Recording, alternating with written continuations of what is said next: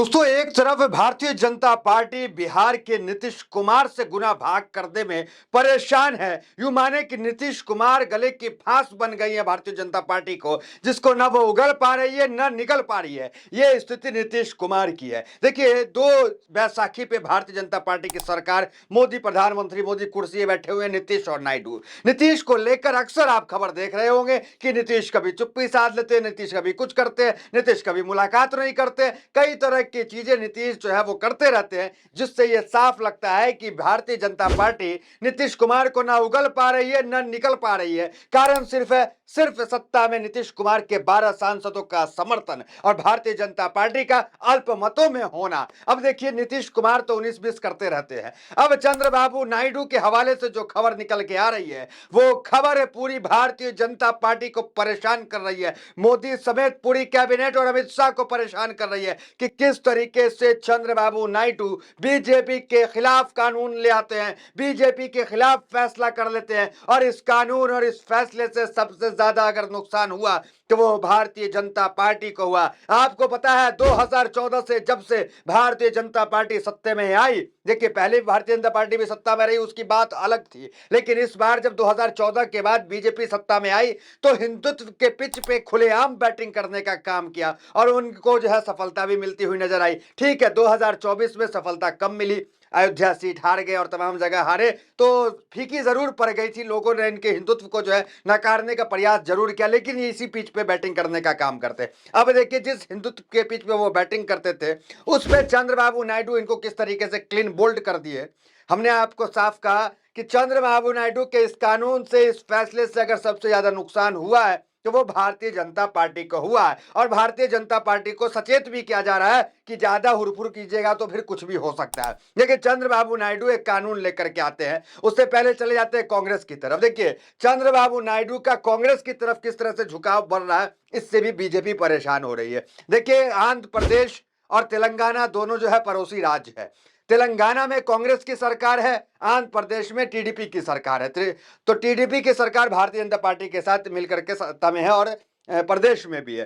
तो तेलंगाना में कांग्रेस सरकार एक फरमान लेके आती है, कानून लेके आती है कि रमजान में 30 दिन जो मुस्लिम होंगे उनको जो है 2 घंटा पहले छुट्टी मिलेगी। मतलब 4, अगर 6 बजे तक है तो 4 बजे सबको सरकारी कर्मचारी छुट्टी, जाइए अपना रमजान रोजा खोलिए, अफ्तार कीजिए। ये फरमान लेकर के आती है कांग्रेस। उसके बाद क्या होता है, तेलंगाना की बीजेपी इकाई भारी विरोध करती है, प्रदर्शन करती है, सब कुछ करती है, और टी राजा जो है वो बयान देते हैं। टी राजा क्या बयान देते हैं वो बता देते हैं आगे आपको किस तरीके से विरोधाभास निकल के आया। उसके बाद देखिए क्या होता है कि तेलंगाना में ये तमाम चीजें चल रही थी, उसके बाद उनके पड़ोसी राज्य आंध्र प्रदेश में चंद्रबाबू नायडू निकल के सामने आते हैं और जो है वही कानून कॉपी पेस्ट कर देते हैं, वही रूल कॉपी पेस्ट कर देते हैं जो तेलंगाना में रेवंत रेड्डी ने किया, मुसलमानों को 2 घंटा पहले छुट्टी देने का काम किया रमजान में, वही कॉपी पेस्ट जो है वो आंध्र प्रदेश में कर देते हैं। यहां भी नायडू ने मुसलमानों को 2 घंटे पहले रमजान में छुट्टी देने का काम किया। देखिए, राजनीति जो है परिस्थितियों का खेल होता है। नायडू भले जो है अभी वक्तन जो है बीजेपी के साथ है, लेकिन नायडू की विचारधारा मुसलमानों के प्रति हित की विचारधारा रही है शुरू से। और नायडू जो है वो टोपी लगा के भी देखे गए, नमाज पढ़ते हुए देखे गए, नायडू रमजान में मुसलमानों के बीच देखे गए, और मुसलमानों के लिए हमेशा नायडू जो है खड़े रहने का भी काम किया। कई मदरसे और कई कब्रिस्तान की घेराबंदी, कई काम जो है चंद्रबाबू नायडू ने कराने का काम किया। मुस्लिम भी इसको लेकर के उनको वोट भी करता है। हाँ, इस बार नाराज जरूर रहा वक्फ बोर्ड और तमाम मामले को लेकर, लेकिन नायडू ने एक प्रयास किया, मामले को जेपीसी में भेजा, ये क्या तमाम चीजें, उनकी अच्छाइयां भी उसमें निकल के आई। हालांकि कुल मिलाकर यह रहा कि नायडू ने वक्फ बोर्ड को उतना सपोर्ट नहीं किया जितना उनको करना चाहिए, मुसलमानों को जितनी उम्मीद थी नायडू से। अब देखिए, नायडू ने 2 घंटे की छुट्टी कर दी, और 2 घंटे की छुट्टी करने के बाद भारतीय जनता पार्टी जो है वहां की बहुत परेशान हो गई, साउथ इंडिया की, कि ये क्या हो गया, जिसका हम विरोध कर रहे थे नायडू वही कर रहे हैं। अब इसका झटका सीधे जो है बीजेपी के दिल्ली को लगा। अब देखिए, टी राजा क्या कह रहे थे इस मामले में, जरा वो देख लीजिए, और किस किस को जो है वो किस किस सरकारी कर्मचारी को जो मिला है वो देख लीजिए, एबीपी न्यूज की रिपोर्ट है। देखिए, टी राजा क्या कह रहे थे, तेलंगाना सरकार रमजान के लिए जल्दी छुट्टी देती है लेकिन हिंदू त्योहारों को अनदेखा करती है, सभी के लिए समान अधिकार या किसी के लिए नहीं। राज्य सरकार के फैसले पर बीजेपी विधायक टी राजा सिंह ने सवाल उठाया और कदम की आलोचना की। इसके साथ ही कांग्रेस पर पक्षपात करने का आरोप लगाया। उन्हें सोशल मीडिया पर सर्कुलर जारी करते हुए कहा, तेलंगाना सरकार जो है वो हिंदू के त्यौहार में क्यों नहीं देती है। अब देखिए, एबीपी न्यूज की रिपोर्ट है, किस किस को जो है ये मिला है, किस किस को जो है तेलंगाना में मिला और उसके बाद जो है वही आंध्र प्रदेश में सेम कॉपी पेस्ट जो है नायडू की सरकार ने करने का काम किया। ठीक ऐसा दिखता है जैसे नायडू का बीजेपी के साथ गठबंधन नहीं, नायडू का कांग्रेस के साथ गठबंधन है कि कांग्रेस के किसी राज्य में एक फैसला होता है पर उसी राज्य में वही फैसला कॉपी पेस्ट हो जाता है। मतलब कांग्रेस की राह पे जो है यहाँ पे चंद्रबाबू नायडू जाते हुए दिखते हैं। देखिए चंद्रबाबू नायडू जो है उनकी नजदीकियां पिछले महीनों आपने देखा किस तरह से देवास में जो है विदेशी धरती पे जो है रेवंत रेड्डी से चंद्रबाबू नायडू के अकेले की मुलाकात जो है विदेशी धरती पे होती है और उस मुलाकात को चंद्रबाबू नायडू ने सोशल मीडिया पे डालते हैं, रेवंत रेड्डी सोशल मीडिया पे डालते हैं और लिखते हैं कि हम दोनों साथ हैं, मजबूत रहेंगे, जो भी वहाँ साउथ के देश है प्रदेश हैं, तो उसको लेकर के एकजुटता का परिचय करते हैं, साथ में फोटो डालते हैं और वहाँ पे विदेश की धरती में दोनों की मुलाकात होती है। देखिए दोनों राज्य जो है 12-13 साल पहले जो है अलग होने का काम किया, तो काफी चर्चा इन दोनों ने किया और एकजुटता दिखाने का काम किया। तो कांग्रेस से नायडू की नजदीकियां जो है दिन ब दिन बढ़ती जा रही है, जिससे बीजेपी तो परेशान होगी ही। अब देखिए किसको किसको जो है किस किस कर्मचारियों को ये फैसिलिटी मिला। देखिए एबीपी न्यूज की खबर देखिए, तेलंगाना में बीजेपी ने इन फैसलों को तुष्टीकरण की राजनीति बताया और कांग्रेस सरकार पर हमला बोला, लेकिन आंध्र प्रदेश में एनडीए के सहयोगी चंद्रबाबू नायडू की सरकार ने भी यही फैसला लिया है, जिससे बीजेपी की स्थिति असहज हो गई है, क्योंकि एक और तेलंगाना में इसका विरोध कर रही है तो दूसरी ओर आंध्र प्रदेश सरकार में बीजेपी भी शामिल है। सरकारी कर्मचारी, शिक्षक, संविदा कर्मचारी, आउटसोर्सिंग कर्मचारी, बोर्ड और निगम कर्मी, सार्वजनिक क्षेत्र के कर्मचारी, सरकारी आदेश में क्या कहा गया है? आंध्र प्रदेश के आधिकारिक आदेश में कहा गया है कि मुस्लिम सरकारी कर्मचारियों, शिक्षकों, संविदा, आउटसोर्सिंग, बोर्ड और सार्वजनिक क्षेत्र में कर्मचारियों को 2 मार्च से 30 मार्च तक के सभी कार्य दिवसों पर कार्यालय पर स्कूल छोड़ने की अनुमति दी गई है ताकि वह आवश्यक धार्मिक अनुष्ठान पूरा कर सके। तो धार्मिक अनुष्ठान को पूरा करने के लिए इस तरह की छूट जो है वो सरकार जो है वो दी है। तो देखिए किस तरीके से उसके बाद देखिए ये मामला हुआ और उसके बाद किस तरीके से महाराष्ट्र में भी ये मांग तेज हो गई।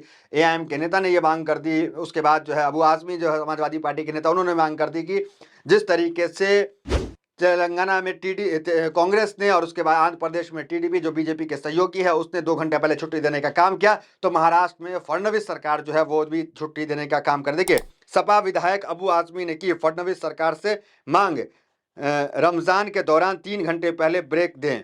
तो ये मांग लगातार चल रही है और नायडू की तारीफ जो है लोग यहाँ पे कर रहे हैं कि किस तरीके से नायडू जो है ये बिल्कुल नहीं सोचा कि कौन क्या कहेगा। जिस तरीके से रेवंत रेड्डी ने एक कानून लेकर के आए और 2 घंटे पहले जो छुट्टी देने का काम किया, नायडू ने वही काम किया। अब देखिए बिहार की राजनीति में उथल पिथल लगातार जारी है। नीतीश कुमार जो है वो बीजेपी को परेशान करने का लगातार काम कर रहे हैं। उसके पीछे कारण है कि नीतीश के चेहरे को लेकर कोई भी स्पष्टीकरण नहीं है और खासकर जब से दिल्ली में भारतीय जनता पार्टी की विजय हुई उसके बाद जो है ये आत्मविश्वास से ये लबरेज हो गए। इनको लगता है कि बीजेपी जो है बड़े भाई की भूमिका में वहां चुनाव लड़के जीत सकती है। तो नब्ज यहाँ पे नीतीश कुमार का टटोला जा रहा है कि क्या नीतीश को हम छोटे भाई की भूमिका में करते हैं तो वो हट तो नहीं जाएंगे, वो पलटी तो नहीं मार देंगे। तो नब्ज टटोलने के कारण क्या हुआ आपने देखा, 72 घंटा जो है नीतीश कुमार चुप्पी साधे रहे। और अब क्या खबर निकल के आ रही है, अब खबर निकल के आ रही है कि नीतीश कुमार को जो है भगवान का रूप बताया जा रहा है बीजेपी के नेता संजय जायसवाल जो कि प्रदेश अध्यक्ष उनके द्वारा। तो मतलब बीजेपी ने भी नब्ज टटोल लिया कि नीतीश जो है वो कुर्सी छोड़ने वाले नहीं है।